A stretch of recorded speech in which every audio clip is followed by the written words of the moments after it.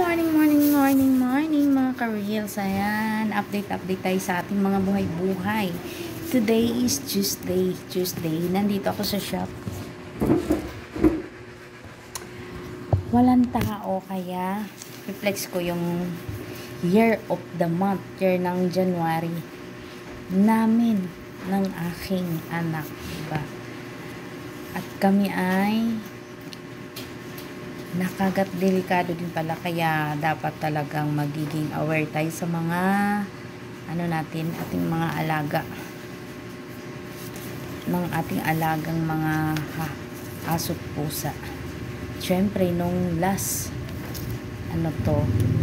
January 8, ito yun siya guys, January 8, ang aking anak na panganay ay hindi naman sadya, kumbaga hindi naman sadyang makagat siya, tumama yung ngipin ng aso doon sa paan niya. At syempre dahil nga yun ay aso, delikado, huwag magpakampante, kaya pinasaksakan ko na siya. Nakatatlong saksak na siya, 3 turok na siya, tapos may 2 turok pa kasi 5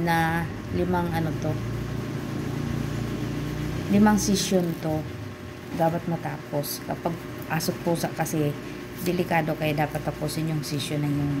Syempre pang na siya, nakagat siya noong January 8. Yun, January 8, kailangan matapos yan siya guys. Yan January 8, matapos siya ng January 29.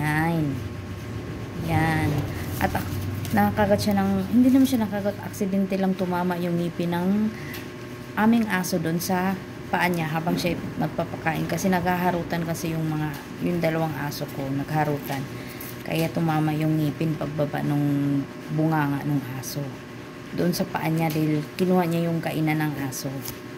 And then ako naman, last day nung nakarang araw lang, morning, nakagat ako ng pusa namin, yung alaga namin pusa. Pinakain ko siya, binigyan ko kasi ng pagkain ng yung hasang ng isda. Hinati ko sa 2 kasi 2 yung pusa namin. Yung isa binaba ko, hinintay naman ng isang pusa, aksidente naman tumalon sa kamay ko, at talagang dito, maliit lang siya guys, ito lang yan, maliit lang naman,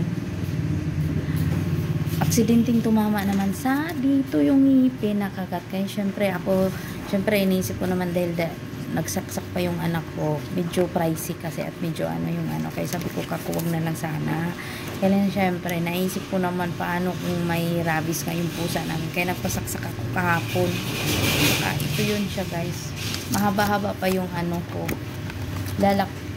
ayan, may 4 na saksak pa. Ito, isang saksak pa lang yung irig, yun yung sinaksak sa akin kagabi.